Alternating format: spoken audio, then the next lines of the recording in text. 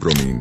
ये रासायनिक रूप से क्लोरीन के जैसा ही है। फर्क बस इतना है कि क्लोरीन एक गैस है और ब्रोमीन एक लिक्विड। अगर गलती से भी ब्रोमीन एल्युमिनियम के संपर्क में आ जाए तो यह बहुत ही ज्यादा खतरनाक साबित हो सकता है।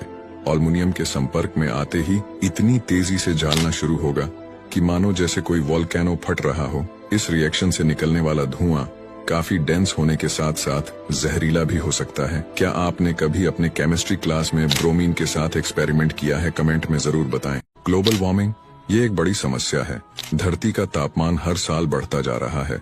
दुनिया भर के वैज्ञानिक इसका हल निकालने की कोशिश में लगे हैं। वैज्ञानिक धरती के लिए एक छाता बनाना चाहते हैं जो सूर्य की गर्मी को आने से रोके। क्लाइमेट चेंज को रोकने में मदद करने के लिए एक समूह का गठन किया गया है जिसका नाम प्लैनेटरी सनसेट फाउंडेशन है। इनका मानना है इस सोलर रेडिएशन को मैनेज करना ग्लोबल वार्मिंग का सबसे अच्छा समाधान हो सकता है। सूर्य की रोशनी को रोकने के लिए अंतरिक्ष में एक छाते के जैसा मेगा स्ट्रक्चर बनाया जाएगा जो सूर्य और पृथ्वी के बीच लैंग्वेज 1 पॉइंट पर स्थापित होगा। तो बेसिकली प्लान ये है कि जब अंतरिक्ष में ये बनकर तैयार हो जाए तो सूर्य की ज्यादातर रोशनी को अंतरिक्ष में वापस रिफ्लेक्ट कर दिया जाएगा। दुनिया का सबसे ऊंचा पर्वत हिमालय माउंटेन का निर्माण कैसे हुआ, क्या आप लोग जानते हैं?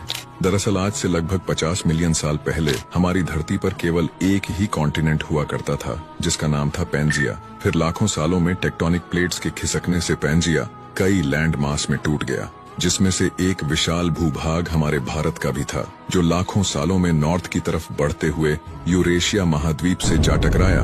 और इन दोनों भूभागों के टकराव से इतना ज्यादा फोर्स और प्रेशर जनरेट हुआ कि बहुत सारे चट्टान और मिट्टी का मलबा ऊपर की ओर उठा, जिससे यह धीरे धीरे हिमालय की विशाल पर्वत श्रृंखला में बदल गया। और वही हिमालय अभी लगभग 2900 किलोमीटर में फैला हुआ है जो भारत को नेपाल और दूसरे देशों से जोड़ता है। ये है सुपर कंडक्टर। यदि हम कई सारे मैग्नेट को मिलाकर एक सर्कल बनाते हैं और उसके ऊपर एक सुपर कंडक्टर रखते हैं और उसे मूव करते हैं, तब ये मैग्नेटिक फील्ड लाइंस को एक्सपेल करता है, जिसके कारण ये इन सभी मैग्नेट्स पर लेविटेशन करने लगता है, यानी कि लगातार चलता रहता है। इसे साइंस की भाषा में क्वांटम लेविटेशन कहते हैं। ये सुपर कंडक्टर तब तक चलता रहेगा जब तक इसका टेम्परेचर ठंडे से गर्म ना हो जाए। आने वाले भविष्य में इसका इस्तेमाल बड़े लेवल पर किया जाए तो इसके जरिए लेविटेटिंग कार्स और हाई स्पीड ट्रेन भी बनाई जा सकती है। ये है सोलर साइकी, एक ऐसा एस्टेरॉयड जो पृथ्वी पर मौजूद हर एक इंसान को बिलियनियर बना सकता है। वैज्ञानिकों के हिसाब से इसकी कीमत करीब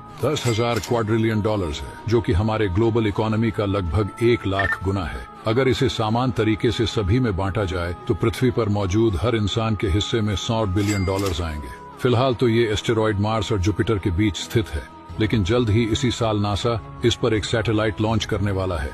ये सैटेलाइट 16 साइकी का नक्शा तैयार करेगा, जिससे हमें एस्टेरॉयड के बारे में और भी जानने को मिलेगा।